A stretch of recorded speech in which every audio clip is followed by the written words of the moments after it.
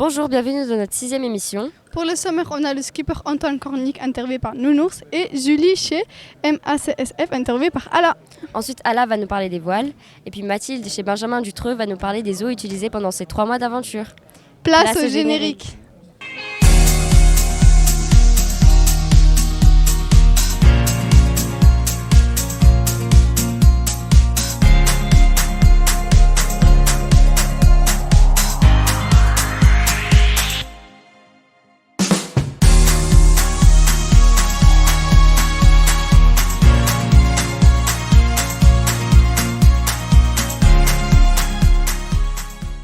D'après toi, William, qu'est-ce que les skippers ils font pour faire passer le temps pendant ces 3 mois d'aventure? Je pense qu'il fait une petite lecture, il écoute de la musique. C'est totalement le style de Antoine Cornic. Viens à l'interview. Bien, on va rejoindre Nounours. Bonjour. Salut, ça va? Ça va. Est-ce que vous emmenez toujours un objet spécial ou un porte-bonheur avec vous sur le bateau? Alors écoute, j'ai eu beaucoup de cadeaux de petites peluches pour faire le tour. Après, il y a une casquette de général de l'armée française à l'intérieur du bateau, qui est un copain qui est général pour qu'elle fasse le tour. Et l'objet le plus insolite que j'ai à bord, c'est à bord de tous mes bateaux depuis que je navigue, c'est un cigare. C'est un Roméo et Juliette que j'achète quelques jours avant le départ et qui fera toujours le tour. Je le fume pas à bord, mais moi je suis non fumeur. Mais par contre, quand j'arrive des courses, je ne sais pas si vous aurez la référence parce que vous êtes petit, mais j'adore qu'un plan se déroule sans accroc. Je vous laisserai chercher. J'adore quand un plan se déroule sans accroc.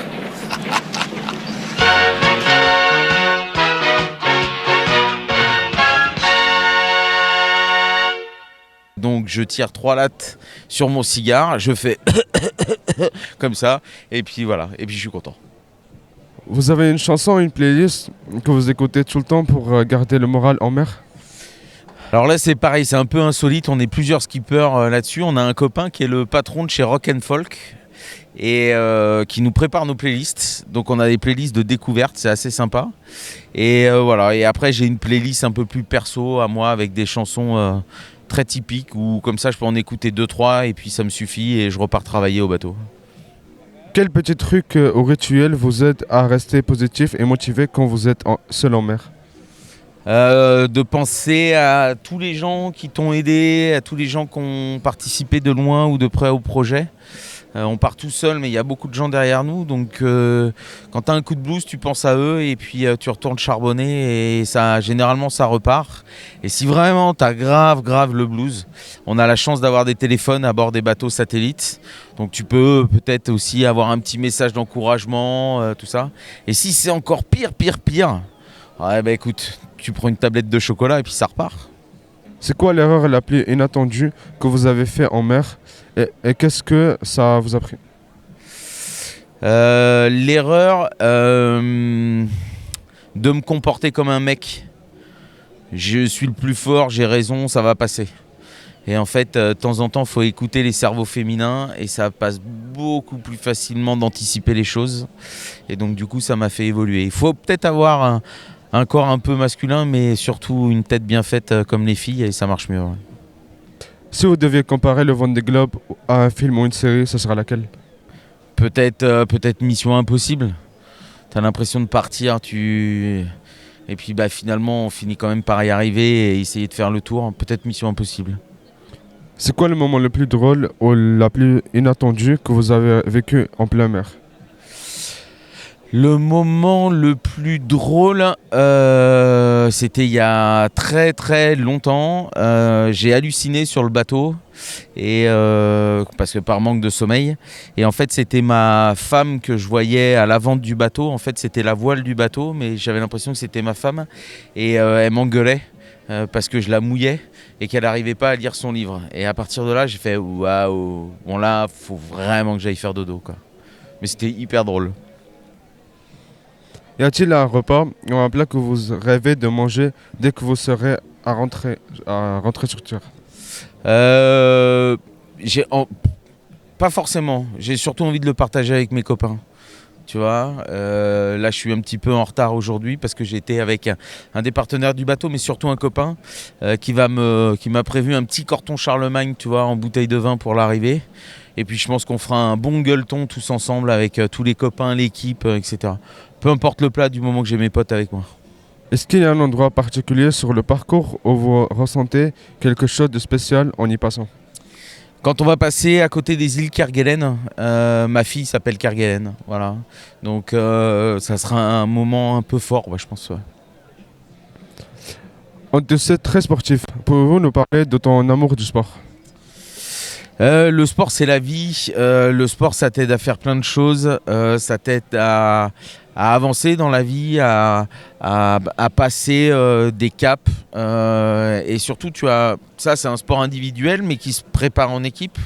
Moi, j'ai fait aussi du sport d'équipe. Il faut compter sur les autres. En fait, finalement, c'est quand même pratiquer un sport. Aujourd'hui, pour moi, c'est vital. Je fais pas que de la voile. Voilà, j'adore aller faire du vélo, tu vois. Ici, là, je fais pas mal de vélo. Il faut faire du sport. Le sport, c'est hyper important.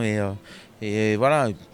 Le sport en salle, c'est pas trop mon truc. J'aime pas trop ça. Mais dans la nature, il y a moyen de faire tellement de choses hyper sympas que faut faire du sport. Ouais. C'est hyper drôle. Même marcher dans la forêt, aller chercher les champignons, c'est génial.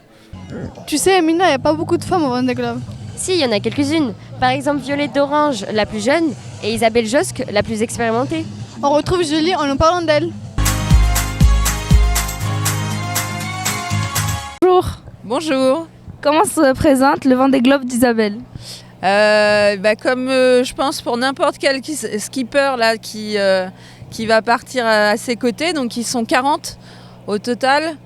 Donc ils se préparent tous à leur manière. Ils ne sont pas là tout le temps pendant le village du Vendée Globe parce que tu vois, il y a beaucoup de monde qui se promène sur les pontons et donc c'est très sollicitant pour les skippers. Donc ils essaient de se mettre un peu dans une bulle de manière à pouvoir se concentrer au maximum sur ce qu'ils vont faire là, c'est-à-dire une traversée du monde. Voilà. Quelles seront ses ambitions cette année? Alors déjà, terminer le Vendée Globe parce que sur les 10 éditions, enfin ça va être la 10e, donc sur les 9 éditions précédentes, on sait qu'il y a 57% de la flotte qui réussit à terminer le Vendée Globe. Donc déjà, ce qu'elle veut, c'est terminer son Vendée Globe. Et puis en termes de classement, on n'en a pas vraiment discuté ensemble. Si elle est entre les 15e, 22e, ce sera une très belle performance. En dessous, ce sera super. Quelles sont les principales responsabilités que vous avez dans l'équipe d'Isabelle? Alors moi, je suis la coordinatrice générale du team, donc le panel de mes missions est assez large. Je gère tout ce qui est logistique à terre et en mer. Je gère tous les aspects ressources humaines et administratifs. C'est moi qui fais les salaires de l'équipe, par exemple. Et je gère toute, par exemple, la logistique en mer sur un Vendée Globe, c'est-à-dire que c'est moi qui gère tout l'avitaillement, toute la nourriture qui va être emmenée à bord, embarquée à bord. C'est moi qui gère, avec Isa, parce qu'Isa, elle sait pertinemment ce qu'elle veut manger et ce dont elle va avoir besoin. Voilà, c'est le genre de choses que je gère au sein de l'équipe. Depuis quand connaissez-vous Isabelle et travaillez-vous à l'année à ses côtés? Alors, Isabelle, je la connais depuis assez longtemps parce que la première fois où je l'ai rencontrée, c'était sur le circuit Figaro. Donc c'était il y a 15-16 ans. Et je travaille pour l'équipe depuis 1 an et demi. Quelles sont ses qualités et ses défauts?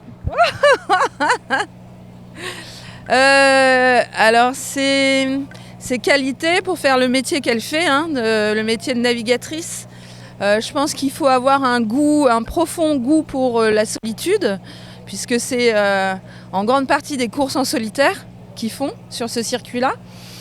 La persévérance, parce que c'est un métier dur, où il faut savoir tenir et ne pas abandonner.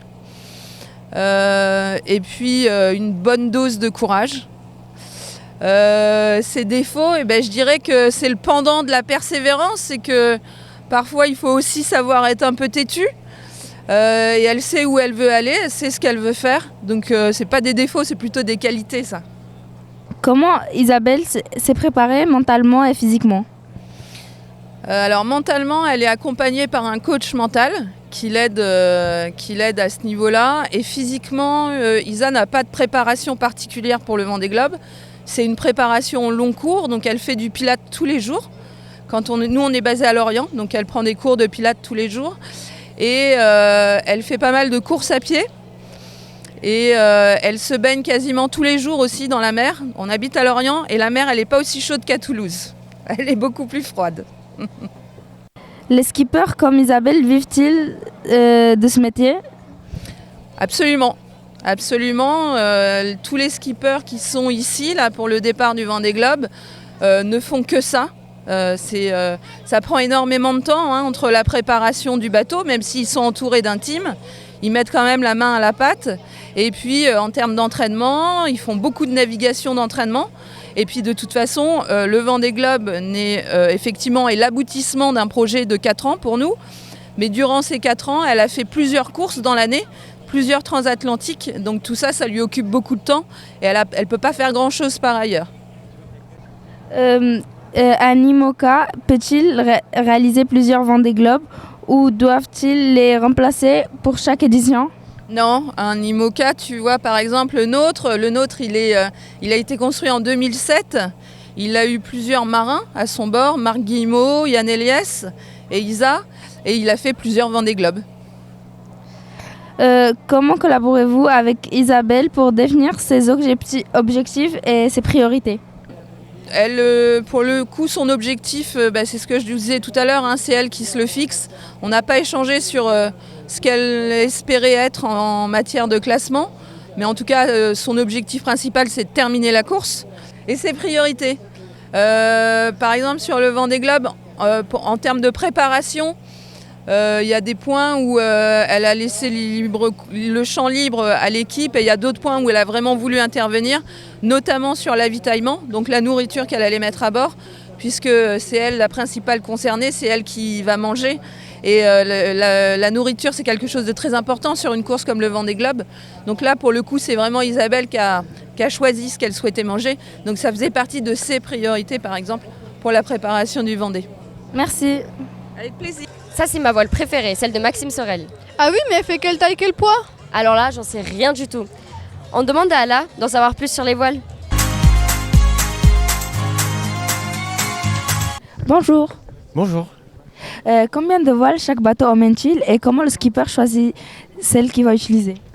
Alors, il me semble qu'ils emmènent 7 voiles en tout, sachant qu'il y a des voiles qui sont obligatoires. Donc la grande voile qui est en place, que celle-ci on ne la changera pas. Et après on a une petite voile qu'on appelle le tourmentin, qui est une voile de tempête, qui est aussi obligatoire. Et après il a le choix de ce qu'il veut. C'est des voiles qui sont dessinées, choisies, testées, selon les formes, par rapport à comment on veut faire avancer le bateau. Donc, en quoi sont faites les voiles et pourquoi ce matériau est-il choisi? Alors, les voiles sont faites en 3DI, donc c'est du carbone. Donc c'est du carbone straté, sauf que c'est souple. Et en fait, on choisit ce matériau-là par rapport à sa raideur. Parce vu qu'on va très vite, on a besoin d'aplatir les voiles au maximum, donc de tirer beaucoup dessus. Et du coup, c'est le matériau qu'on choisit en principal. Comment les skippers changent-ils de voile en pleine mer, surtout quand il y a une tempête? Eh ben, il essaye de faire ça en avance. Parce que vu qu'il a la météo, il essaye d'anticiper. Donc il prépare les voiles en amont. Et pour pouvoir juste avoir besoin dans son cockpit, juste de tirer sur la drisse et voilà. Si une voile se déchire, est-ce que le skipper peut la réparer lui-même?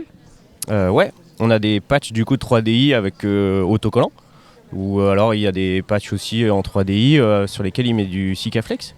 Et voilà, et ça tient. Merci beaucoup. De rien.